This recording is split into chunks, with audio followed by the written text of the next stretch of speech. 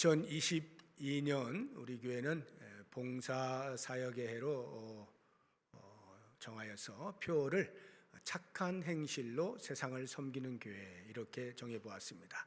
오늘 우리가 읽었는데 마태복음 5장 16절 보시게 되면 이같이 너희 빛이 사람 앞에 비치게 하여 그들로 너희 착한 행실을 보고 하늘에 계신 너희 아버지께 영광을 돌리게 하라 이렇게 되어 있죠. 작년에는 이제 코로나의 상황이어서 사역이 어렵고 모이는 것도 어렵고 해서 우리가 개인의 영성을 성숙시키는 그러한 목표를 가지고 성숙한 그리스도인 되기라는 표로 큐티를 한 해 동안 열심히 해왔습니다. 그런데 이제 이 코로나의 상황이 이제 잦아들 줄 모르고 계속 지금 진행이 됨에 따라서 언제까지 우리가 멈춰 있을 수는 없는 것이고, 그래서 이런 코로나 상황 가운데에서 우리가 할 수 있는 사역들을 열심히 해보자 하는 차원에서 이 순서에 따라서 우리가 이번에 봉사, 우리가 5대 핵심 사역이 있잖아요. 그 예배, 교육, 선교, 봉사, 교제 이렇게 있는데 순서에 따라서 봉사이긴 합니다만 이 봉사의 사역이 이 코로나의 상황에 적실하다 하는 생각이 들어요. 세상을 향해서 이렇게 빛과 소금으로 살아가는 삶을 성취하는 데에는 아주 좋은 환경이다 하는 생각이 들어서 올 한 해 동안 이렇게 이제 표를 정해서 같이 나아가 보려고 하는데요. 이 표에 대한 설명을 잠시 드리면, 착한 행실로 할 때 이 착한 행실이 무엇이냐 하는 것인데, 우리가 보통 착하다 하는 말을 들으면 바로 떠오르는 것이 순하다 이렇게 떠오르잖아요. 그런데 성경에서 말하고 있는 착함이라고 하는 것은 순한 것을 말하는 게 아니라 선함을 이야기합니다. 선함을. 그래서 예수님께서 착한 행실로라고 할 때 이것이 왜 선함인지 예수님의 수제자였던 베드로가 그 공동체, 당시의 공동체에게 이 마태복음 5장 16절과 아주 유사한 말씀을 해놓은 것이 있는데 거기를 보면 금방 우리가 이해를 할 수가 있습니다. 우리 베드로전서 2장 12절 말씀 한번 보겠습니다. 너희가 이방인 중에서 행실을 선하게 가져 너희를 악행한다고 비방하는 자들로 하여금 너희 선한 일을 보고 오시는 날에 하나님께 영광을 돌리게 하려 함이라 해서 선함으로 이야기를 하고 있어요. 그럼 순하다는 것과 선하다는 것이 무슨 차이가 있느냐? 순하다는 것은 사람이 기질을 말하는 거예요. 쟤는 원래 저렇게 순해, 순둥이야, 순에 빠졌어 이런 말들 하잖아요. 기질을 말하는 거예요. 그런데 선하다라는 것은 기질이 아니에요. 의지입니다. 의지. 다시 말하면 원래 인간이 죄로 인하여서 악함으로 태어나요. 그래서 가만히 있어도 죄를 짓는 그런 존재예요. 그런데 선을 행하려고 하면 의지가 없으면 절대로 선을 이루어내지 못합니다. 그래서 선하다라는 말을 쓸 때에는 거기에 인간의 강력한 의지가 내포되어 있다는 것을 알아야 하는 거예요. 그래서 착한 행실이다 하는 것이 선한 행실이라면 그 선한 행실에는 우리의 의지가 들어간다는 것을 이제 알 수가 있어요. 착한 행실, 선한 행실은 더 쉽게 이야기하면 성도다움, 예수 믿는 사람다움, 하나님의 백성다움, 하나님의 자녀다움의 삶을 말하는 거예요. 제가 어제 이제 장례를 마치고 발인을 마치고 교회로 오는 길에 새벽 한 7시 30분 넘어 이렇게 되는데 그 현대 아파트 그 아울렛 있잖아요. 거기에서 이제 교회 쪽으로 오는데 오른쪽에 보니까 눈에 탁 띄는 교회 이름이 하나 있더라고요. 다움교회였어요. 다움교회. 아마도 이 마태복음 5장 16절 말씀을 생각하면서 목사님이 교회 이름을 짓지 않았을까 하는 그냥 저의 추측인데, 다움, 예수 믿는 사람 다움, 성도 다움의 삶, 이것이 선한 행실, 착한 행실이 되겠습니다. 그러면 이 착한 행실로 세상을 섬긴다 할 때 이 세상은 어디냐? 세상은 공동체를 말하는 것입니다. 공동체라고 하면 가장 작은 단위는 우리 가정이 되겠죠. 가정 공동체. 조금 넓히면 교회 공동체가 될 것이고, 조금 더 확장을 하면 이 사회 공동체가 될 것입니다. 공동체가 존재하는 곳이면 어디든 그것을 우리가 세상이라고 이해를 하시면 되겠어요. 그 세상을 섬기는 교회라고 해서 섬긴다라고 하는 의미는 무엇일까? 섬긴다는 것은 그 세상을 영향을 미친다, 이런 말이에요. 영향력을 행사한다, 이게 섬김의 의미입니다. 그래서 예수님께서 너희는 세상의 소금이다, 너희는 세상의 빛이다, 은유법을 사용하셔서 그 소금과 빛이 의미하는 바를 우리들로 하여금 생각나게 해주지 않습니까? 그때에 소금이 만약에, 요즘 보면은 소금병 예쁜 게 많이 있어요. 그래서 거기다 소금을 담아가지고 장식장에다가 장식용으로 갖다 놓는 것 있는데, 예수님께서 너희는 세상의 소금이다 말씀하실 때 그런 소금병에 담겨 있는 소금을 의미하시지는 않았을 것입니다. 당연히 음식에 들어가는 소금을 생각하셨겠죠. 너희는 세상의 빛이다 라고 말씀을 하실 때 그 등을 덮개로 덮어가지고 빛이 새나가지 못하도록 하는 그러한 등을 생각하시고 말씀하실 리가 만무하죠. 높은 곳에 두어서 모든 집안이 다 비치도록 하는 그 빛을 생각을 하시면서 너희는 세상의 빛이라 이렇게 말씀을 하셨을 거 아니에요. 그런 것처럼 소금이 되었든 빛이 되었든 접촉을 해서 영향을 미치는 그러한 개념으로 쓰여진 것이 이 섬김이다 하는 거예요. 그래서 다 합하여 착한 행실로 세상을 섬기는 교회가 어떤 의미인지를 이제 다시 한번 제가 말씀을 드리도록 하겠습니다. 근데 이제 말씀을 드릴 때 먼저 우리 오해를 하나 풀고 가야 되는데, 착한 행실로 세상을 섬긴다라고 하면 이제 드러나는 거 아닙니까? 착한 행실은 외적인 행위잖아요. 그러니까 외적인 행위가 드러나는 것인데, 또 성경 다른 곳에서 우리가 지금 마태복음 5장 16절을 보고 있습니다만, 마태복음 6장만 가도 곧바로 예수님이 산상수훈 중에 또 다른 말씀을 하셔요. 너희가 사람에게 보이려고 금식을 하려고 하지 마라. 너희가 사람에게 보이려고 길거리 시장에 어귀에 서서 두 손 들고 기도하는 그런 행위 하지 마라. 사람에게 보이려는 행위 하지 마라고 말씀하시거든요. 그러면 착한 행실을 드러내는 것과 이렇게 사람에게 보인다고 하는 것이 같은 의미일 터인데, 그럼 이율배반적이 아니냐, 이런 생각이 들 수 있는 거예요. 이 오해를 풀기 위해서 무엇이 그러면 착한 행실을 드러내야 하는 것이고 무엇이 사람에게 보이는 것을 하지 말아야 되는 것이냐, 그 결과를 통해서 우리는 알 수가 있어요. 결과, 그러니까 목적이죠. 목적. 왜 드러내려고 하느냐라고 할 때 그 목적이 하나님께 영광을 돌리는 목적이라고 한다면 드러내는 거예요. 그러니까 너희 착한 행실을 드러내어서 사람들로 하여금 하나님께 영광을 돌리게 해야 하는 것입니다. 그런데 사람에게 보이려고 이러려고 하지 말아라 말씀하실 때는 그것이 자기 영광을 말하는 거예요. 너 자랑하려고, 너 우쭐대려고, 너가 영광을 취하려고 그렇게 사람 보이듯이 하지 말아라 말씀하시는 거거든요. 그러니까 우리가 개인적이 됐든 교회적이 되었든 세상을 향하여서 선한 영향력을 미치는, 드러나는 행위를 할 때 하나님께 영광을 돌리는 목적으로 할 때는 언제든지 우리가 얼마든지 할 수가 있다 하는 것을 기억을 할 필요가 있습니다. 그리고 또 하나 생각해야 되는 것은, 이렇게 착한 행실을 밖으로 외적으로 드러내기 전에 전제되어야 할 한 가지 조건이 있어요. 그게 뭐냐면 내면의 성결이에요. 착한 행실이라고 하는 외적인 행위는 우리의 사명이 되겠죠. 우리가 해야 할 일. 그런데 그 할 일 이전에 내가 누구냐라고 하는 자기 정체성, 내면의 성결을 먼저 유지하는 게 필요해요. 그래서 베드로 사도가 우리에게 육체의 정욕을 제어하라고 권면을 하고 있는 거예요. 우리 베드로전서 2장 11절 한번 보겠습니다. 사랑하는 자들아, 거류민과 나그네 같은 너희를 권하노니 영혼을 거슬러 싸우는 육체의 정욕을 제어하라.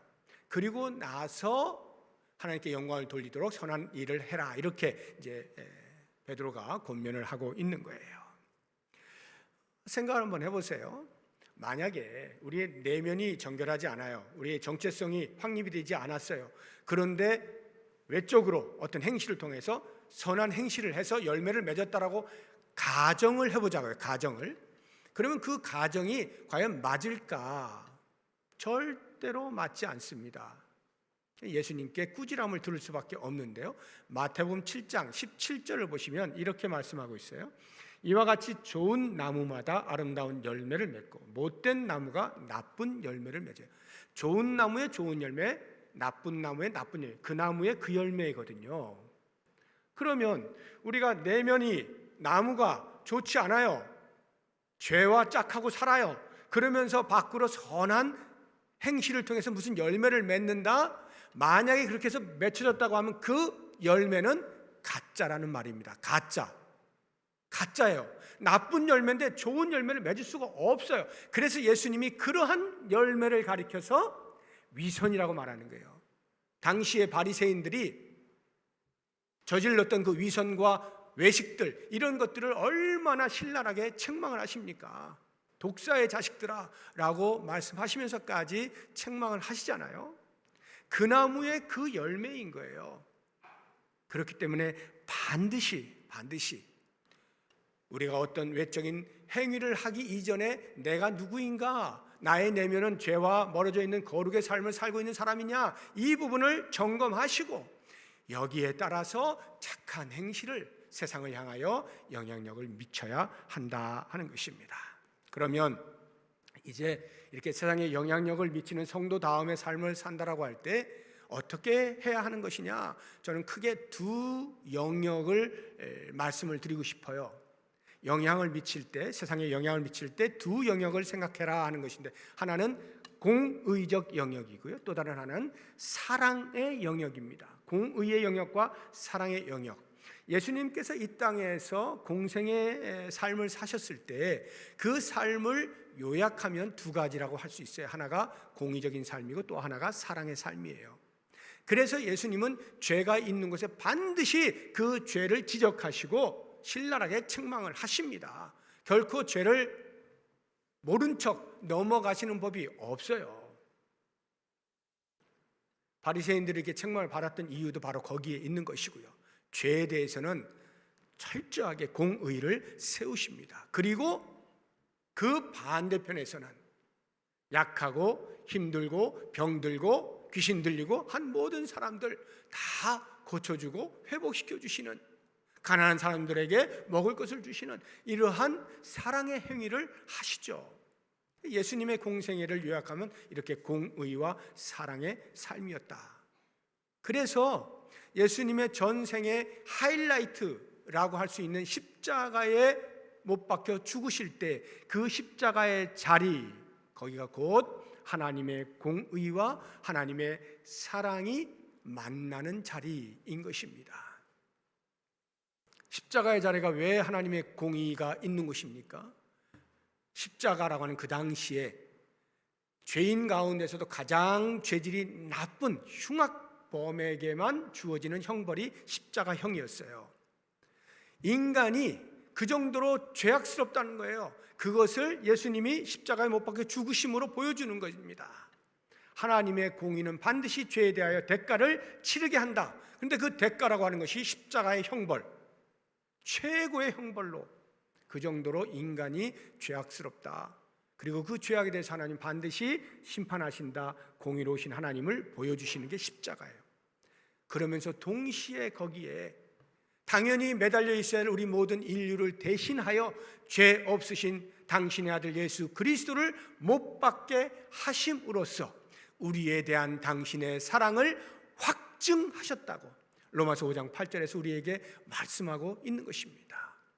그래서 십자가의 자리는 하나님의 공의가 서 있는 자리이면서 동시에 지극한 하나님의 사랑이 나타나는 자리, 그 두 개가 만나는 자리가 십자가의 자리예요. 그렇다고 하면 우리가 예수님을 믿고 예수님을 따르는 제자로서, 성도된 자들로서, 하나님 나라의 백성으로서 예수님처럼 살아야 할 것 아니겠어요?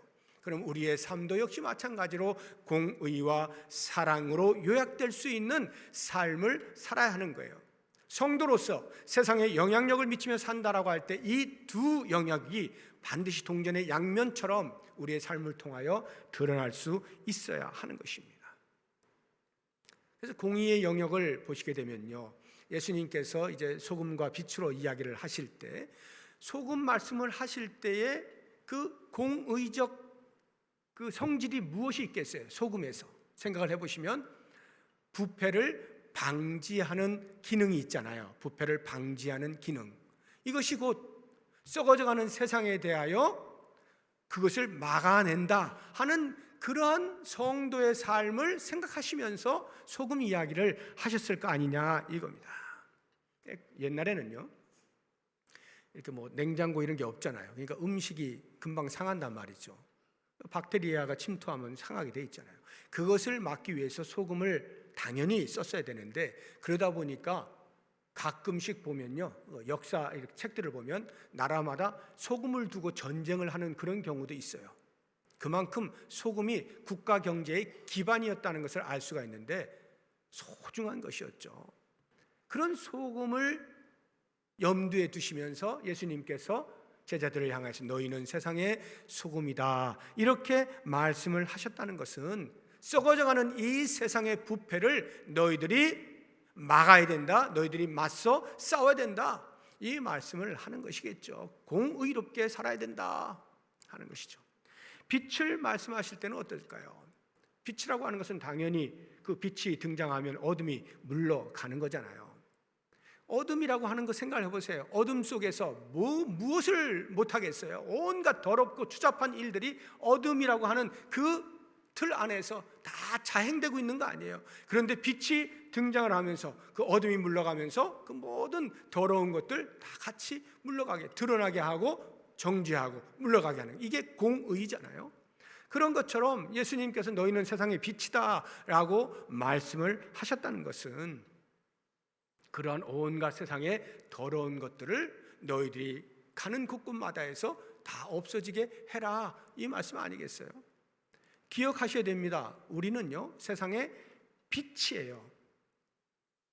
어둠인 이 세상보다 조금 괜찮은, 조금 덜 어두운 빛이 아니라 어둠이 아닌 빛이에요.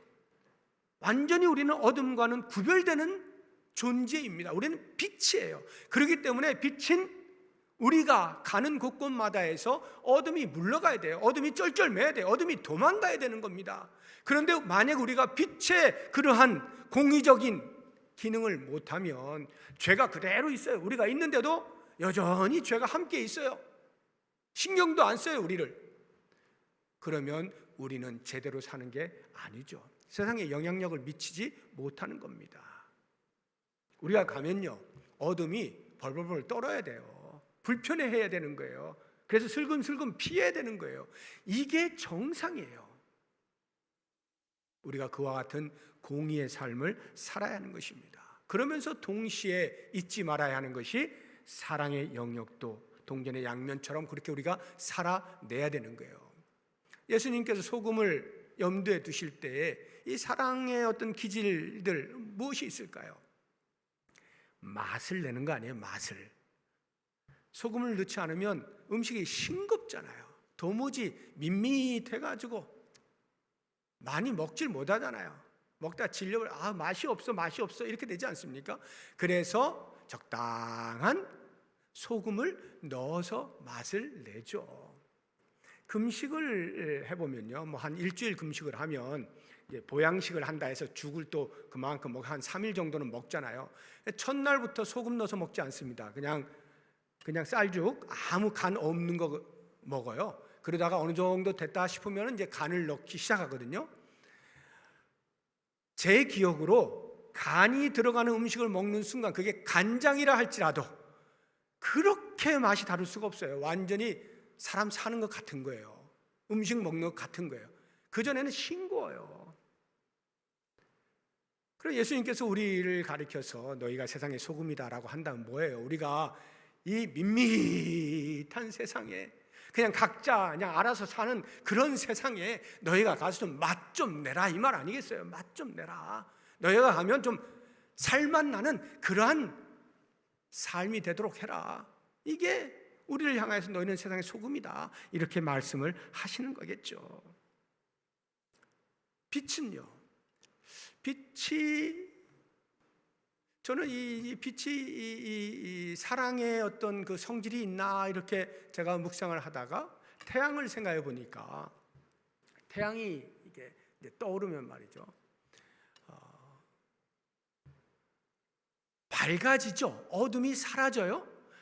그것은 이제 공의적 차원이라고 본다고 하면 태양이 떠오르면요, 온도가 높아집니다. 추위가 물러가요. 그래서 밤의 온도하고 낮의 온도가 굉장히 많이 차이가 나지 않습니까? 열기가 있어서 훈훈해진다 이 말이에요. 따뜻해진다 이 말이에요. 저는 예수님께서 너희는 세상의 빛이라 말씀하실 때 이 부분을 말씀하셨을 것이라 생각을 해보는 거예요. 따뜻해야 된다. 따뜻해야 된다. 밝게 비추어서 모든 죄악들, 어둠의 것들을 다 드러내는 그런 공의적인 것도 있지만 열기를 품어내어서 따뜻하게 만들어라. 그래서 내가 속해 있는 그 공동체 나 때문에 따뜻해지는, 옆에 있기만 하면 한기가 불어오는 냉랭한 그러한 모습 말고요, 내가 있으면 그저 사람들이 훈훈해하는 그러한 사람으로 사는 것, 이게 빛의 삶이다 하는 것입니다. 그래서 교회가 춥고 그늘진 곳, 소외된 곳, 사람들이 몰라주는 곳, 무시하는 곳, 약한 곳, 이런 곳들을 찾아서 따뜻하게 만드는 사명이 있다는 말이죠. 이제 우리는 착한 행실로 세상을 섬기는 교회가 무엇을 의미하는지 말씀을 통하여 쭉 묵상을 해보았어요. 그러면 우리 교회가 이것을 어떻게 실천할 것이냐, 실제적으로 해야 할 일들이 무엇이 있을까, 간단하게 제가 몇 가지를 좀 말씀을 드릴게요. 제가 세상의 범위가 우리 가정 공동체도 되고 교회 공동체도 되고 이 사회 공동체도 된다고 했잖아요. 가정에서 우리가 이런 소금으로 빛으로 살아간다 하는 것이 어떻게 하면 될까 생각해 볼 때, 주로 이제 제가 이렇게 살아보니 가정에서 제가 아내의 하는 일을 거의 제가 안 하고 있더라고요. 가장 쉽게 음식을 만드는 거, 설거지하는 거, 이런 거를 제가 일절 손을 안 대고 있더라고요. 그래서 가정에서 그럼 내가 섬긴다고 할 때 뭐 어떻게 섬기지? 할 때에 매일 할 수는 없겠지만 상징적으로라도 한 달에 한 번이 됐든지 이렇게 정하여서 이번엔 내가 음식을 한번 마련해 볼게, 만들어 볼게, 내가 설거지할게, 이렇게 해서 잠시 쉬게 해주는 그것보다 더 큰 따뜻한 마음을 아내에게 전달한다면 그 가정이 어떨까요? 훈훈하지 않겠어요? 만약에 자녀까지 있다고 한다면 와, 아빠가 음식을 만들어요? 와, 뭔가 달라지지 않겠습니까?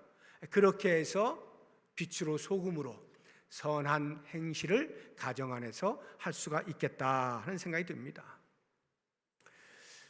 부모님이 살아계신 가정 같은 경우라면 매일같이 전화하시는 분들도 계시겠지만 또 바쁘다 보면 못하시는 분들도 계셔요.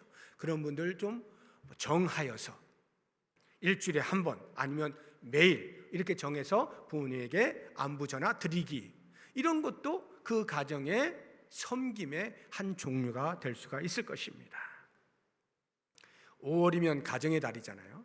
그래서 우리 교회는 5월 중에 한 날을 정하여서 가정별로 세족식을 시행하려고 계획을 하고 있어요.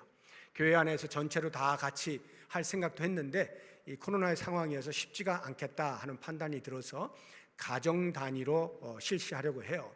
그래서 부모와 자녀가 함께 모여서 예수님께서 제자들의 발을 씻겨주신 것처럼 그런 행위들을 통하여서 사랑을 나누고 확인하는 그런 시간도 가지려고 합니다. 그런가 하면 교회적으로도 이 섬김의 모습들을 우리가 할 수가 있는데, 무엇보다도 이제 교회 안에 연약한 성도들이 있잖아요. 육체적으로, 신체적으로 연약한 분들도 계시고 또는 경제적으로 어려움을 겪고 있는 분들도 계십니다. 우리가 평소에도 관심을 가지고 있습니다만 올 한 해는 좀 더 적극적으로 그런 분들에게 좀 관심을 가지고 사랑을 나누자라고 하는 것입니다. 더 살펴보자는 거예요. 더 돌보자는 거예요. 그래서 그리스도께서 우리에게 보이셨던 그런 빛과 사랑의 삶을 우리 공동체 안에서 실현을 해보자 하는 것입니다. 혹시 성도님들 가운데서 좀 재능이 있으신 분들, 어딘가 가정에 스스로의 능력이 안 되어서 그냥 방치되어 있는 어떤 집들 좀 수리하거나 할 때 재능 있으신 분들이 가서 돕는다면 얼마나 훈훈해지겠습니까? 그런 것들 얼마든지 할 수가 있고요.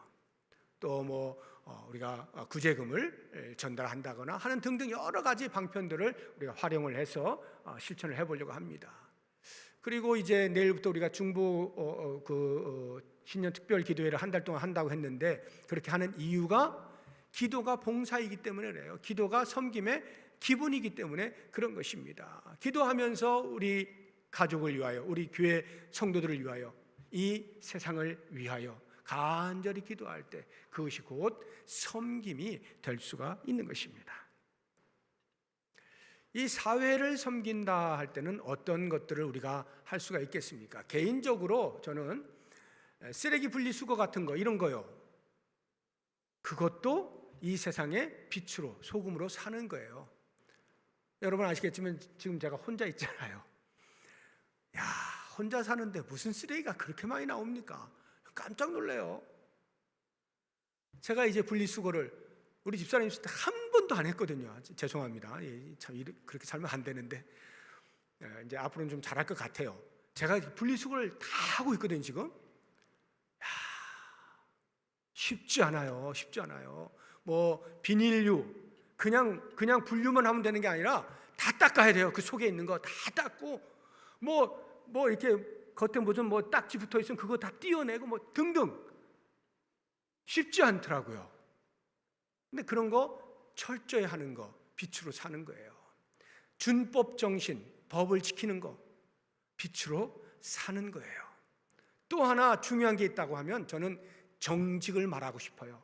정직하게 사는 거, 말에 있어서 행동에 있어서 정직하게 사는 거, 이거 빛으로 사는 겁니다. 공의를 실현하는 거예요. 세상은요 거짓이 난무하고 있어요. 아니 어쩌면 적당한 거짓을 권장하는지도 몰라요. 그건 좋은 처세술이야. 바보같이 그냥 미련하게 고지고대로 그렇게 살지 말고 적당히 그때 봐가지고 이것을 권장하는 세대를 살아가고 있는 우리들이 정직을 올곧게 실현해내는 것, 빛으로 사는 겁니다. 그렇게 살아보자는 거예요. 세상을 어떻게 사랑할 수 있습니까? 우리 한 10여 년 전으로 기억이 나는데 교회적으로 헌혈했던 기억 나시죠? 헌혈 올해 한 번 더 하려고 합니다. 근데 이것도 코로나여서 교회에 헌혈차를 불러서 하기에는 조금 어려워요. 그래서 헌혈 주간을 정해가지고 여러분들에게 홍보를 할 거예요. 그러면 그때에 여러분들이 가까운데 헌혈차 가셔서 헌혈을 하시면 됩니다. 물론 아무 피나 받아주지는 않아요. 가서 통과해야만 피도 이렇게 낼 수가 있습니다. 요즘 피가 많이 모자라잖아요. 코로나 상황이니까 더더욱이나 그런데 물론 위험한 일도 없지는 않습니다만 또 우리가 사랑을 나눈다고 하는 차원에서 또 최대한 기관에서 이렇게 하는 것이기 때문에 최대한 안전하게 한다고 우리가 신뢰하고 이제 가는 거죠. 그렇게 해서 헌혈을 통해서 또 세상의 소금으로 빛으로 또 사랑을 나누며 살 수가 있습니다. 우리 교회적으로 저는 지금 이제 한 달에 한 번 정도씩 주일 오전에 예배를 마치면 우리 성도님들 교회 주변 이렇게 동네 좀 돌아다니면서 쓰레기 줍기 하려고 그래요. 그래서 봉투하고 집게 준비해가지고 쭉 돌면서 그냥 조용히 묵묵히 이렇게 청소하는 거죠. 이 근방이 생각보다 더럽습니다. 이 바닥에 이렇게 뭘 버리는 그런 일이 많아요. 그래서 매일같이는 못한다 할지라도 상징적으로나마 이렇게 한 달에 한 번 정도씩 우리 성도님들이 가서 청소하고, 이런 것도 이 사회에 대하여서 우리가 영향력을 미치는 행위라 할 수가 있습니다.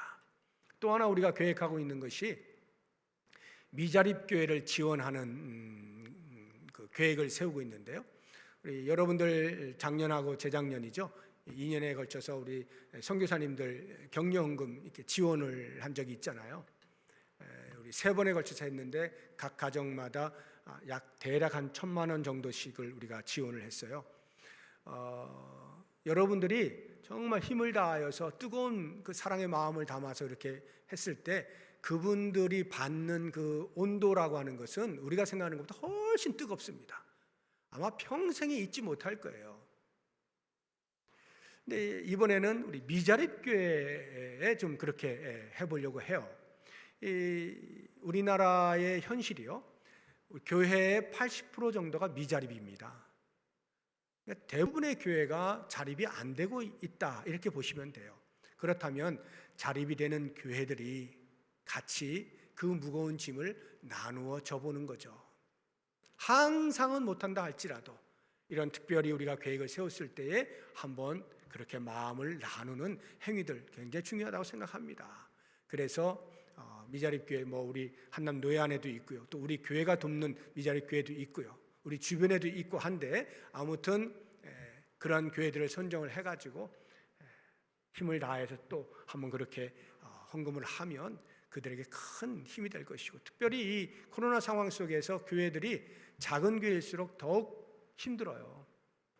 성도님들이 나오셔야 헌금을 하는데 나오시질 못하니까 점점 교회 기본적인 운영 자체가 어려운 그런 상황들이 곳곳에서 일어나고 있습니다. 그래서 이런저런 각 개 교회들이 그런 걸 살펴서 이렇게 하는 교회들이 있습니다. 우리 교회는 올해 그런 것을 한번 실시를 하려고 합니다. 기타 여러 가지 많은 생각들을 가지고 이제 세상을 섬기고자 하는데, 교회가 그런 일들을 하고자 할 때마다 여러분들께서 마음을 다해서 적극적으로 동참을 해주셔서 우리 가정 안에서 또는 교회적으로 또는 세상을 향하여서 착한 행실, 선한 행실을 통하여 잘 섬겨드림으로 이 세상이 우리를 보고 하나님께 영광을 돌리게 되는 귀한 한 해가 될 수 있기를 주의 이름으로 부탁드립니다. 기도하겠습니다.